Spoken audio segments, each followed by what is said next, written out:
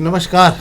शाम के अखबारों की चर्चा चाय के साथ। आज 26 मई है और शहर में आज रोहिणी का दूसरा दिन भी है। गर्मी पूरे शबाब पे है।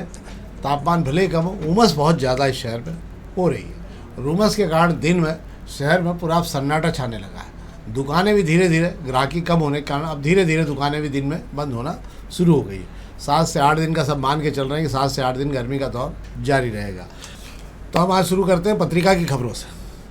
सबसे पहले पत्रिका की खबर में एक दो खबरें, कुछ खबरें पुरानी, कुछ खबरों की हेडलाइंस भी पढ़ देता हूँ, आप चाहेंगे तो आपको भी अच्छा। निर्माण में पेयजल का उपयोग पूरी तरह प्रतिबंध लगा दिया गया। ट्रीटेड वाटर का इस्तेमाल किया जाएगा। और वैसे ही बगीचे में जहाँ जहाँ गाड़ियाँ धुलती हैं उस पर लगभग ट्रीटेड वाटर का इस्तेमाल हो रहा है। पर इस शहर में कम से कम जो 2000 से ज़्यादा सर्विस सेंटर बने, वो कम से कम शहर में 2 से 3 टंकी नर्मदा का पानी बहुत आराम से खा रहे हैं। जिस तरह से पानी से गाड़ी से धोया जाता है, वॉशिंग की जाती है, अगर उसका वैल्यूएशन निकाला जाएगा तो वो बहुत ज़्यादा निकलेगा। आपको समझ में आए, एक गाड़ी के धोने पर 1000 रुपये ज़्यादा का पानी फेंका जाता है। इतना महंगा पानी हम खरीद रहे हैं, उस पर भी हम बात कर सकते हैं।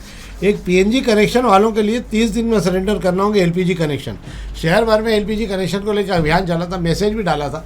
और अभी तो गैस कंपनियों ने एक चिट्ठी, एक मैसेज और भी व्हाट्सएप पे आपको डालना शुरू कर दिया। शायद आपका ध्यान नहीं गया होगा कि जो आपको सब्सिडी वाला सिलेंडर मिल रहा है, क्यों ना उसको बंद कर दिया जाए। और उसको लेकर उन्होंने ऐसे सामान्य रूप से आपसे सवाल पूछे कि यदि ऐसा हुआ तो अपने आप ही आपको पता नहीं लगेगा। और वो कहेंगे कि 4 महीने पहले हमने आपको एक मैसेज डाला था, उसके बाद में उसकी प्रक्रिया पूरी करके अब आपको अगली बार से जो सिलेंडर आएगा उसमें सब्सिडी समाप्त हो चुकी रहेगी। तो ये भी आप समझ लीजिए कि धीरे धीरे महंगाई की तरफ कैसे जाया जा रहा है। क्या हिसाब है? सब खाड़ी में चल रहे युद्ध की वजह से एलपीजी का जो संकट पैदा हुआ है, उससे निपटने के लिए रास्ता निकाला गया है कि जिन लोगों के यहाँ पीएनजी के कनेक्शन ऑलरेडी है, वे एलपीजी कनेक्शन को बंद करा दें या एलपीजी कनेक्शन को छोड़ दें। सरेंडर करने के लिए कहा जा रहा है। ये बात तब से कही जा रही है जब से ये संकट पैदा हुआ है। अब एक नोटिफिकेशन जारी कर दिया गया है कि 30 दिन के अंदर अगर आप खुद उसको सरेंडर नहीं करते हैं एलपीजी को कनेक्शन को, तो अपने आप आपका कनेक्शन जो है बंद कर दिया जाएगा। इससे में बड़ा नुकसान ये हो जाएगा कि आपकी जो जमा की गई जो वहाँ सिक्योरिटी डिपॉजिट जो पैसा है वो आपको मिलेगा नहीं बाद में। इसको लेकर एक आधिकारिक सूचना जारी कर दी है। उन लोगों तक संदेश भी पहुँचाए जा रहे हैं जिनके यहाँ पीएनजी कनेक्शन है और वे एलपीजी का भी फ़ायदा उठा रहे हैं। भले वे सिलेंडर ले या ना लें, उन्हें सूचना भेज दी गई है कि 30 दिन में सरेंडर कर दें। 30 दिन तक में अगर आप सरेंडर नहीं करते तो नोटिफिकेशन के हिसाब से आपका कनेक्शन अपने आप जीरो हो जाएगा। सही बात। अब जो लोग नहीं करा रहे उसका कारण भी समझ लीजिए। आपने जाकर आपका गैस कनेक्शन सरेंडर किया तो आपको टंकी और कनेक्शन सब जमा कराना पड़ेगा। उसके बदले में आपके जो जमा रुपये 500 हैं वो आपको वापस मिलेंगे, सब धन्यवाद मिल जाएंगे आपको। अब लोगों को लग रहा है कि टंकी बाजार में 1000-2000 की बिक रही है और अगर अपने गैस कनेक्शन जो जमा करा दिया तो उससे तो काट दो, कम से कम टंकी तो 2 हमारे पास रहेगी ना। इसलिए ये गणित गड़बड़ा रहा है। इस पर अभी तक किसी का ध्यान गया नहीं है।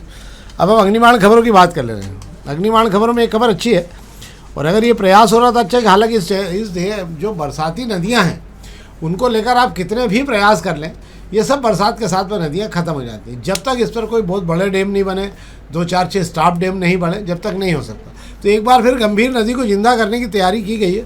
महू की पहाड़ियों को उसको लेकर काम शुरू करने कहा गया है।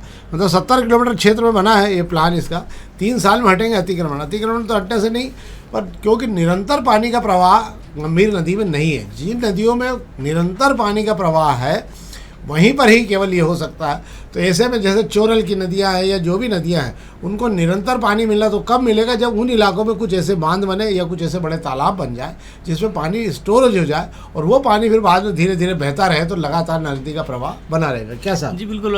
गंभीर नदी जो मालवा की जीवन रेखा मानी जाती है, 12 मासी उससे चलाने की तैयारी की जा रही है। योजना बना ली गई है। 3 साल में काम करने की बात कर रहे हैं। इस साल जल संकट ज़्यादा आया है तो इस पर जो काम शुरू हो गया है, योजनाएँ बन रही, कागजों पर सब कुछ तैयारी चल रही हैगी। मुझे लगता है फिर बारिश शुरू हो जाएगी, उसके बाद में कितना अमल होता है वो देखना होगा। अभी तो तैयारी कर रहे हैं कि 3 साल में करेंगे। सबसे प्रमुख बात यह है कि जो नदियां हैं, इस नदियों में जितने अतिक्रमण हो चुके हैं, इनके रास्ते के जिनके जो यहाँ इसमें जो पानी जिस चैनल से आता था उस चैनल के जो रास्ते पे से जो कब्जे हैं वो हटाए जाए। वो चैनल क्यों बंद हो गई, उसकी गाद निकाली जाए। ऐसी क्या रुकावटें हैं जिसकी वजह से पानी इनमें आ नहीं पाता और उसकी वजह से ये 12 मासी नहीं हो पाती। फिर वही बात है, यशवंत सागर से लेकर तलावली चांदा तक ये जितने भी तालाब हैं, इनके जितने कैचमेंट एरिया हैं, इन सब पर जो है कॉलोनियों का विकास बहुत तेज़ी से हो चुका है। कॉलोनियाँ ऐसे स्थानों बनी है जो पूरी तरह से पानी रोक रही है। बाईपास बन जाने के कारण जो खंडवा रोड के रोड से जो पानी बह कर आया करता था तालाबों में, वो आना धीरे धीरे सिरपुर तमाम जगहों पे बंद हो गया। तो तो जब तक आप कैचमेंट एरिया खाली नहीं कराएंगे उसका असर नहीं होगा। कैचमेंट एरिया खाली होंगे तो वेटलैंड एरिया में अपने आप पानी आने लग जाएगा, और वहाँ पर तालाब तभी भरेंगे जब आप पानी का फ्लो उस पर निरंतर बनाए रखेंगे। तो हमारे कहीं पर भी अभी हाल कैचमेंट एरिया को लेके मैं सोचता हूँ शायद आशीष सिंह जी के टाइम पे एक बहुत तेज़ी से योजना चली थी और उन्होंने कुछ कॉलोनियों पर कार्रवाई भी की थी और कुछ मकान के अतिक्रमण हटवाए भी थे। उसके बाद में कुछ तालाबों के लिए पानी आना शुरू हुआ था, इसमें शायद सिरपुर का तालाब भी शामिल है, पूरा याद नहीं मुझे, पर ऐसा कुछ हुआ था उस समय। अगर ये होगा तभी हम तालाब के विस्तार कर पाएंगे, नहीं तो ये सब केवल दिखावा है। चाहे आप गंगा अभियान चलाएं चाहे जमुना अभियान चलाएं, इससे पानी तालाबों में आने वाला नहीं है। एक और खबर जिस पर हम बात कर ले रहे हैं, आज नगर निगम ने तमाम जगह अभियान चल रहा था, 80 निजी हाइड्रेंट जो है उससे निगम को पानी मिलेगा। अभी तक ये हो रहा था कि नगर निगम अपने हाइड्रेंट का उपयोग कर रही थी, पर पानी की समस्या जैसे त्राही बदली तो जो दूसरे बोरिंग है इधर उधर के उनका भी उपयोग करना शुरू कर दिया। 4 दिन में 28 स्थान पर नए बोरिंग करने हाइड्रेंट बनाए जाएंगे। क्या है साहब ये पूरा? जी बिल्कुल, आपको बता दूं शहर के अंदर पानी बेचने का बड़ा कारोबार चल रहा है। बात की जाती है कि नगर निगम के हाइड्रेंट्स की बात करें, निगम की टंकियों से भरकर पानी बेचा जा रहा है, वो विषय अपनी जगह है, पर वे लोग भी कम नहीं जो शहर में अपने निजी बोरिंग से पानी का बड़ा कारोबार कर रहे हैं। अप्रैल निकल गई, मई पूरा ख़त्म होने आ गया, अब जाके नगर निगम को सूझ पड़ी है कि अब जो प्राइवेट निजी जो बोरिंग है उन बोरिंगों से भी पानी लेने का अधिकार नगर निगम रखता है। अब जाकर कहीं जो है उन बोरिंग मालिकों से करार किया जा रहा है कि दिन भर में जितने टैंकर भराते हैं उसमें से आधे टैंकर नगर निगम को भराए जाएंगे।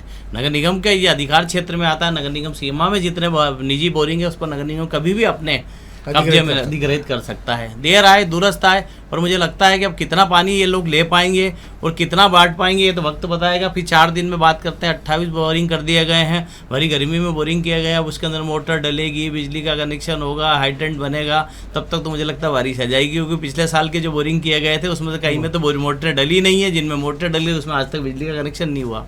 तो पिछले बार वालों में कनेक्शन डल जाएंगे तो इस बार वाले हाइड्रेंट अगले साल काम आ जाएंगे, पर फायदा कुछ नहीं, क्योंकि सब बहुत नीचे जाके पानी बहुत नीचा जल स्तर इंदौर में सामान्य तौर पर 600 फीट के नीचे जा चुका है। कई क्षेत्रों में तो आप समझ लीजिए रीगल टाकीज के आसपास तो 1000 फीट पे भी पानी नहीं है, यहाँ पूरी तरह से पानी खत्म हो चुका है।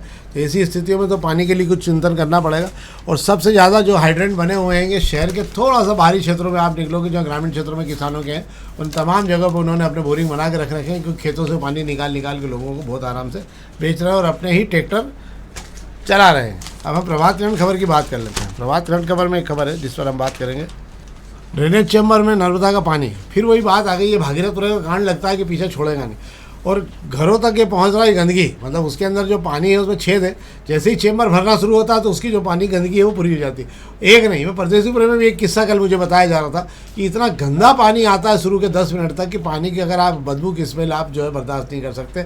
रोड नंबर 2 के साइड में कोई गली वली में है वहाँ पर पानी का, और उस पानी को लेकर पूरा हर आदमी शिकायत कर चुका नगर निगम में कि ये पानी बहुत गंदा आता है। यही स्थिति कहाँ का ड्रेनेज है? जी बिल्कुल, बड़ी ग्वालटोली के हालात जो हैं इन दिनों भागीरथपुरा कांड की तरह भागीरथपुरा बनने की तैयारी में दिखाई दे रहे हैं कि भागीरथपुरा कांड के बाद भी नगर निगम के अधिकारियों में अभी तक जो है सुस्ती नहीं गई है, ना ही उस लापरवाही से बाहर निकल पा रहे हैं। फिर एक नई जो गलती वे करने जा रहे हैं, बात कर रहे हैं बड़ी ग्वालटोली में। बड़ी ग्वालटोली के गवली मोहल्ला में जो सीवर का चेंबर है, उस सीवर के चेंबर के अंदर से नर्मदा की लाइन जा रही है। ये बड़ा कारनामा पहले से चल रहा है उसमें, और नई बात यह हो गई कि उस नर्मदा लाइन में लीकेज हो चुका है। वो कई महीनों से लीकेज है, जब भी सप्लाई होती है उसमें से पानी जो है चेंबर में जाता है, और जब चेंबर ओवरफ्लो हो जाता है तो चेंबर का पानी उसमें होकर लोगों के घरों तक पहुँच जाता है। कभी भी पीलिया, हैजा, टाइफाइड हो सकता है, और ये वैसी बीमारी फैल सकती है जैसी भागीरथपुरा में फैली थी। 35 मौतों के बाद भी नगर निगम की उदासीनता बताती है। ऐसा नहीं है कि नगर निगम के अधिकारियों को पता नहीं है, जोन 11 के सारे अधिकारियों को इस बारे में पता है। आज जब वीडियो जारी किया गया वहाँ का और जब अफसर अधिकारियों से बात की गई तब दौड़े भागे वहाँ पर पहुँचे हैं और अब कह रहे हैं कि ठीक करा लिया जाएगा। अभी तक रहवासियों ने शिकायत नहीं की, जिनके घरों में रोज़ गंदा पानी आता है शुरुआत में, वे रहवासी शिकायत कर करके थक चुके हैं और यहाँ इनकी जू तक नहीं रेंग रही इनके कानों में, और कह रहे हैं कि अब करा लिया जाएगा। नगर निगम में आप अपना भरोसे पे पानी पीना शुरू कर दें, क्योंकि नगर निगम के भरोसे तो आप क्षेत्रों में पानी नहीं पिला पाएंगे, क्योंकि इतनी गंदगी तमाम जगह पे शिकायत आने के बाद हमें एक पहले टीम काम करा करती थी, अलग अलग वार्डों में खुद घूमती थी और देखती थी कि पानी गंदा आ तो नहीं रहा, उसको चेक करवा लेती थी कि पानी को लेकर। अब शायद वो सब बंद हो चुका है क्या वो? जी बिल्कुल सही कह रहे हैं, आपकी टीम घूमना बंद हो चुकी है और कोई देखने वाला नहीं है। अब हम दोपहर की खबरों की बात करते हैं। अब व्यापारिक खबरों की बाद में बात करेंगे। एक तो राजवाड़ा पर आज जल संकट को लेकर विशाल धरना है, मटकी फोड़ो मामला है। आज तो राजवाड़ा पर ट्रैफिक ट्रांसफ़र कर दिया गया है। माना जा रहा है कि धरना बड़ा होगा। कांग्रेस के तमाम लोग आह्वान किया गया, जीतू पटवारी, चिंटू चोकसे के नेतृत्व में यह आंदोलन किया जा रहा है। अब तक का सबसे बड़ा आंदोलन की बात कही जा रही है कि राजवाड़े पर आज सबसे बड़ा आंदोलन किया जाएगा। शाम को 5 बजे आंदोलन होना है। क्या स्थिति है? बिल्कुल सही है, कह रहे हैं आप। ये इंदौर में ही हो सकता है कि पानी पर जो मटकी फोड़ का मुकाबला आज होने वाला हैगा। राजवाड़ा पे मटकी फोड़ का मुकाबले के लिए कांग्रेसी जमा होंगे और वहाँ से पैदल मार्च करते हुए नगर निगम आएंगे। नगर निगम के गेट पर मटकी फोड़े जाएंगे। महापौर के इस्तीफे की मांग की जाएगी। महापौर के खिलाफ नारेबाजी की जाएगी। कांग्रेसियों का कहना है कि शहर में जल वितरण व्यवस्था जो बेपटरी हुई है, इसके लिए दोषी महापौर और उनकी टीम है। वे महापौर से इस पर अपना उनका इस्तीफा मांग रहेंगे। वाह, बहुत बड़ा। कल लगा ये अपना जन सुनवाई का एक कल कलेक्टर ने लगाया था। निश्चित रूप से एक बहुत अनूठा प्रयास था। बधाई के पात्र हैं कलेक्टर उसके लिए। जितने भी वृद्धों के और बुजुर्ग जनों, दिव्यांग जनों की समस्याओं को लेकर अलग अलग प्लेटफार्म पर जो समस्याएं हल नहीं होती थी, एक ही जाजम पर कल मुख्यमंत्री ने कलेक्टर ने सारी समस्याएं चंद घंटे के अंदर ही पूरी सख्त कार्रवाई के साथ में इसमें जो है उनकी समस्याओं का समाधान कर दिया। कई परिवारों के मामले निपटाए बैठकर कई जगह पर इसमें एक बड़ा रोचक किस्सा भी सामने आया। मामला ऐसा है कि एक सरकारी विभाग के कर्मचारी थे, मतलब जो सेवानिवृत्त हो चुके थे, उनको लंबे समय से वे विभाग में चक्कर लगा रहे थे और उनकी कोई सुनवाई नहीं हो पा रही थी। थक गए थे वे चक्कर लगा के। इसके बाद में जन सुनवाई के लिए बड़े पैमाने पर कल सबने जाने का निश्चय किया। जैसे ही वो अपने यहाँ से निकले और जाने के लिए वहाँ पहुँचने की स्थिति में थी, उसके पहले जिन कागजों को तैयार करने के लिए सारी बातें हो रही थी, विभागीय अधिकारियों ने चंद घंटे के अंदर ही पूरा काम कंप्लीट करके पेंशन के दस्तावेज उनके वहाँ पहुँचने से पहले तैयार करके उनको खबर कर दी कि आपके सब कागज़ तैयार हो गए और अब आप अपनी पेंशन लेने के लिए आ सकते हैं। तो आप देखिए कैसी हालत होती है।